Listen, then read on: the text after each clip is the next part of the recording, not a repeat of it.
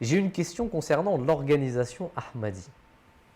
Il existe un calife, c'est une question. Comment a-t-il été choisi? Par qui? Et quel est son rôle? Jazakallah pour cette question. Alors, comme je disais tout à l'heure, dans le hadith, Rasulullah sallallahu alayhi wa sallam, il a dit dans un des hadiths que quand le Mahdi viendra, il n'ajoutera rien, il ne retirera rien à ma religion. Ok. Il suivra sa sunna. L'Ahmadiyya, nous l'avons toujours dit, nous répétons, c'est ce que nous prouvons dans toutes les émissions, depuis qu'Omar répond, Omar Saïb par respect pour Omar. Nous, c'est ce que nous démontrons. Ouais. Comment était élu le premier calife? Abu Bakr Siddiq, radiyallahu anhu. Comment était élu Omar ibn Khattab, radiyallahu anhu, Ousmane ibn Affan, Ali, radiyallahu anhu. Si les personnes connaissent l'histoire de l'islam, comment un calife devenait calife, ils comprendront que l'Ahmadiyya ne peut pas faire autrement que la même chose qui s'est passée après la mort de Rasulullah sallallahu alayhi wa sallam. Il ne faut pas oublier que Rasulullah sallallahu alayhi wa sallam, quand il a énuméré les différentes étapes après la mort du prophète sallam, le royaume tyrannique, ainsi de suite, il dit ensuite reviendra le khilafa ala minhaj an-nubuwah. Le khilafa est élu par Dieu, il est nommé par Dieu, mais à travers une shura. La shura, ce sont les personnes reconnues par la communauté comme des gens intègres et honnêtes, des gens qui sont dignes d'accéder dans cette shura, d'être élus dans cette shura-là, qui participent après des prières à une élection de celui qui sera le calife. Et il y a un président qui dirige l'élection, et il y a les Umara, les représentants de l'Ahmadiyya dans tous les pays du monde, ainsi que d'autres personnes qui sont des personnes reconnues pour leur piété, qui sont là et qui votent pour élire le calife. Généralement, c'est à l'unanimité que ça se fait. Okay? Donc, majoritairement, les personnes votent et choisissent une personne, et ensuite, cette personne, son nom est entériné par le président, a annoncé à la communauté des croyants qui attendent le nom de celui qui sera le calife. Sachant que le nouveau calife l'ancien calife ne peut être enterré sans l'élection du nouveau calife. C'est le nouveau calife qui enterre le calife précédent. Ensuite, la deuxième question, c'était son rôle. Son rôle. Le rôle du calife au sein de l'islam, il est avant tout un rôle spirituel et politique. Je m'explique. J'ai fait exprès de mettre politique. Il est avant tout spirituel. Car en fait, il doit veiller à la pureté morale et spirituelle de la communauté, des membres de la communauté. Il est garant des institutions de la communauté. Il est garant de la shura, de sa probité, des règles qui ont été mises et du fonctionnement général et global de la communauté. Le calife, il est le seul qui décide en dernière instance d'une chose. Quand il y a une divergence, un ikhtilaf au sein de la communauté, deux savants de la communauté peuvent avoir une divergence de point de vue sur un sujet. Il n'y a pas de guéguerre. On soumet au calife les deux points de vue, les trois ou les quatre ou cinq points de vue. Le calife, il est le seul, en dernier recours, à décider de ce qu'il va trancher dans ce qui va être fait. Il n'y aura pas de divergence après ça. Dans le Jamaat Ahmadiyya, il n'y a jamais eu cette chose, et par la grâce à Allah, ça continue ainsi. Il est le dernier qui décide de cela. Maintenant, je dis politique. Politique, non pas dans le sens de ce que nous comprenons actuellement. Pas du tout. Quand je parle de politique, je parle de la gestion des hommes.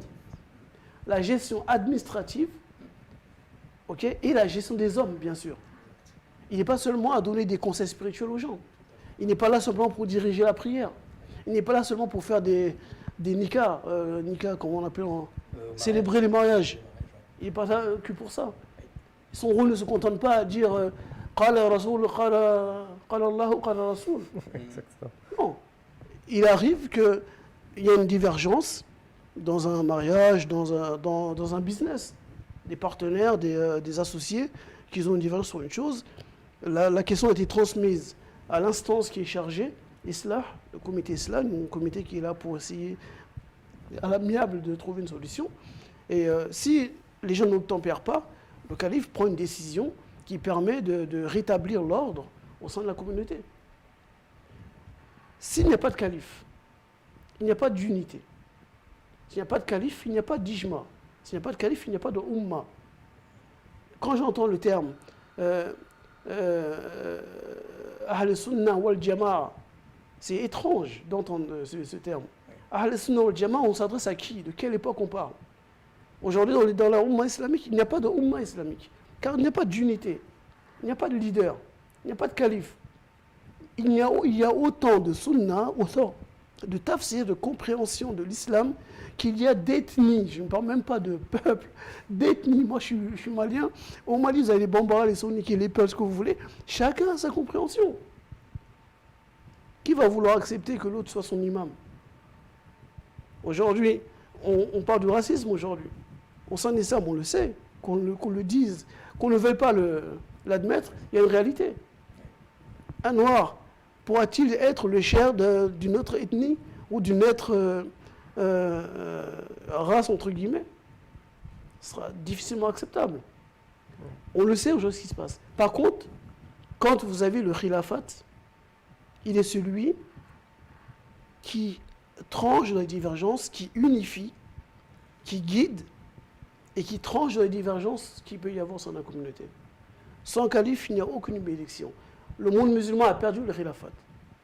Pourquoi? Ils ne sont pas montrés à la hauteur du khilafat. Abu Bakr Siddiq, radiallahu anhu, il est le seul qui n'a pas été assassiné. Omar ibn Khattab a été assassiné. Othman ibn Affan a été assassiné. Ali radiallahu anhu a été assassiné. Si je suis le raisonnement ensuite des chiites, Imam Hassan, qui était censé être le 5e calife, a été assassiné. Imam Hussein a été assassiné. Continuons la liste. Le monde musulman n'a pas été à la hauteur de comprendre quelle est l'importance du khilafat et son rôle. D'ailleurs, il y a un verset du Coran qui fait référence à ça. وَالَّذِينَ لَيَسْتَخْلِفَنَّهُمْ. Une condition, justement, l'amal salih. Exactement. Le khilafat dépend de la pureté du peuple, dépend de la droiture. Vous avez un calife à la hauteur de ce que vous êtes. Si vous n'êtes pas à la hauteur de ce calife, Allah vous le retirera, tout comme il a retiré à ceux qui étaient avant vous. Les Bani Israël, ils ont eu combien de califes? Nabi. Ils ont été ingrats envers eux. Le monde musulman était ingrat envers les Khulafa al-Rashidin. Abu Bakr Siddiq, son élection jusqu'à sa mort, 2 ans seulement. La souffrance qu'il a eue pendant ces 2 années, j'invite les frères et sœurs à lire l'histoire de l'islam. Omar ibn Khattab, qui a été l'architecte vraiment des institutions islamiques dans le monde. Ce que l'Europe a le doigt à ce que Omar ibn Khattab a mis à son époque. Il est assassiné. Othman ibn Affan, qui était, on l'appelait Zun Nurayn, l'homme aux 2 lumières, parce qu'il était le seul des compagnons à avoir marié 2 filles du Saint-Prophète. Connu comme étant un homme doux, généreux. Quels sont les complots qu'on a fait contre lui? En partance du Cham, tous les mensonges qu'on a dit sur le calife Othman, jusqu'à amener à ce qu'on assiège sa maison. Imaginez, le calife, sa maison était assiégée. Les compagnons étaient encore vivants. Ce n'est pas eux les fautifs. Ils ne sont pas fautifs là-dedans. Mais en fait, la conscience générale concernant l'importance du khilafat et sa protection n'était pas encore mûre. Ça a amené à ce qu'on assiège sa maison pendant plusieurs jours, qu'on monte par le mur arrière, qu'on rentre dans sa fenêtre pendant qu'il lisait 5 Corans et qu'on l'assassine avec plusieurs coups de couteau dans le dos. On a encore ce Coran, je crois que c'est en Turquie, où les gouttes de sang du calife Ousmane, pendant qu'il lisait le Coran, gouttelaient sur le Coran. Oui, effectivement. Calife Ali, assassinat de la même manière. Je passe, il est meilleur sur ce qui s'est passé sur le calife Ali, avec l'assassinat, la mort de Zubayd, Talha. Tous les compagnons, Ouais. effectivement. Jazakallah, merci beaucoup, M. Ousmane Touré.